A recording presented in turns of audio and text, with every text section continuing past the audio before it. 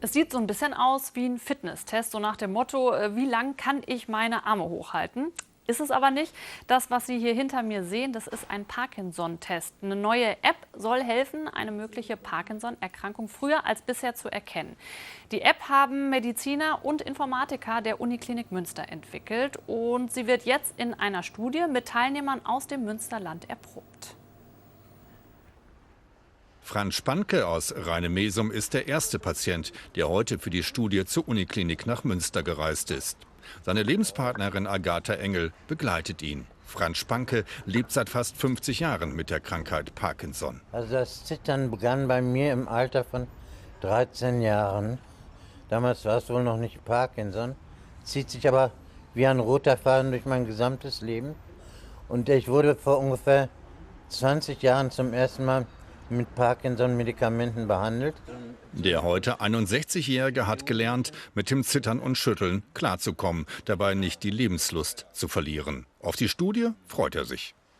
Große Ehre für mich, dass ich einer der Ersten bin, die daran teilnehmen. Dass ich auch ausgewählt wurde, dass ich daran teilnehmen darf. Ich mache es gerne, wenn es der Wissenschaft dient, wenn es die Parkinson-Forschung ein bisschen vorantreibt.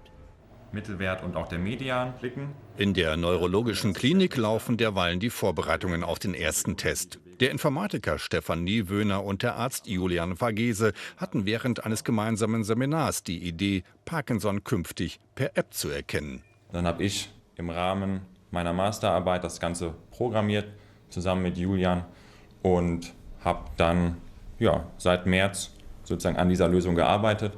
Und die Lösung soll ganz einfach funktionieren. Mit 2 Uhren, 2 Smartphones und eben der neu geschriebenen App. 10 Minuten dauert der Test. Franz Spanke muss bestimmte Übungen leisten und wird dabei in Stress versetzt, was bei Parkinson-Erkrankten wie ihm das Zittern auslöst.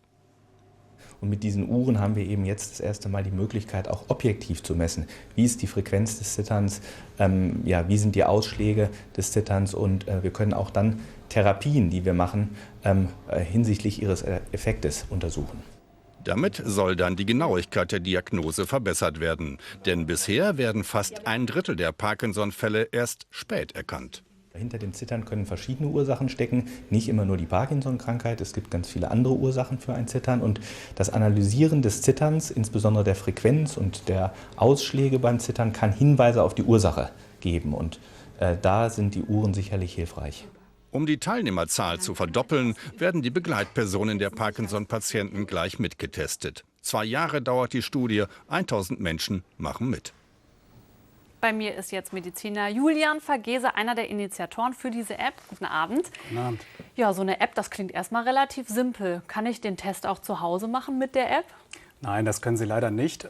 Diese App ist extra dafür gedacht, in einer ärztlichen Untersuchung integriert zu werden. Und diese soll auch primär von Ärzten benutzt werden, um diagnoserelevante Details letztlich auszugeben.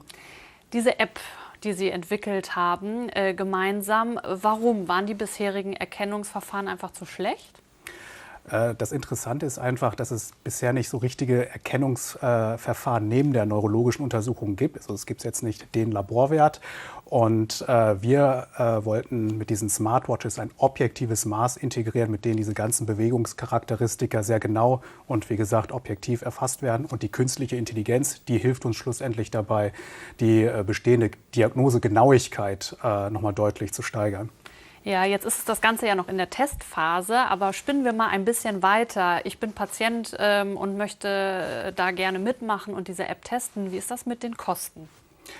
Also wenn diese App schlussendlich in der neurologischen Praxis zum Beispiel integriert wird, muss sie natürlich erstmal ein medizinisches Produkt sein oder ein Medizinprodukt. Die Kosten, die können wir jetzt zu diesem Zeitpunkt noch nicht genau einschätzen, aber ich glaube, die Frage zielte so ein bisschen auch darauf hinab, übernehmen es letztlich die Versicherer selbst? Ich persönlich denke schon, denn wir haben hier wirklich die Möglichkeit geschaffen, dass die Diagnosegenauigkeit enorm erhöht werden kann. Das heißt, die Erkrankung Morbus Parkinson wird viel früher erkannt, die Therapie kann viel früher angesetzt werden, und das heißt schlussendlich für den Patienten, dass er, sage ich jetzt mal, eine bessere Lebensqualität bekommt. Die Erkrankung ist nicht heilbar.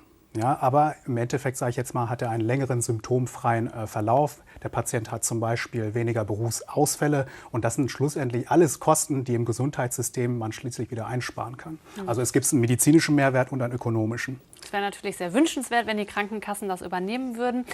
Die Studie läuft noch. Wie geht es weiter, wenn das jetzt erfolgreich ist? Also das absolute Ideal wäre jetzt wirklich, wenn wir die regulatorischen Anforderungen erfüllen können. Das heißt, wir kriegen ein TÜV-Siegel für unsere App und dann im Endeffekt diese App wirklich in diesen großen medizinischen Markt, also in den deutschen, aber auch in den europäischen Markt disseminieren können, sodass es letztlich irgendwann ein Teil der Routinediagnostik ist bei Hausärzten oder bei Neurologen. Also da wäre das Ganze dann auch angesiedelt. Absolut richtig. Okay. Und haben Sie Erfahrungen damit? Wie lange könnte das dauern jetzt, bis das dann wirklich kommt, also eingesetzt wird? Also die Studie, die wird zunächst erstmal 2 Jahre dauern und dann müssen wir auch geduldig sein und wirklich die Daten nüchtern auswerten. Wenn wir dann sehen, auf Datenlage, die Diagnosegenauigkeit ist relativ hoch, dann müssen wir noch weitere Tests machen an anderen Standorten, gucken, ob sich die Ergebnisse natürlich reproduzieren und dann müssen wir die Zertifizierungsprozesse in Gang setzen, damit wir wirklich unser TÜV-Siegel bekommen. Das kann noch einige Jahre dauern, das müssen wir einfach abwarten. Alles klar. Wir wünschen Ihnen auf jeden Fall viel Erfolg und vielen Dank, dass Sie hier bei uns waren. Ich bedanke mich. Und auch heute haben wir wieder was für Unternehmungslustige. Wir haben ein paar Ideen gesammelt in unseren Tipps und Terminen.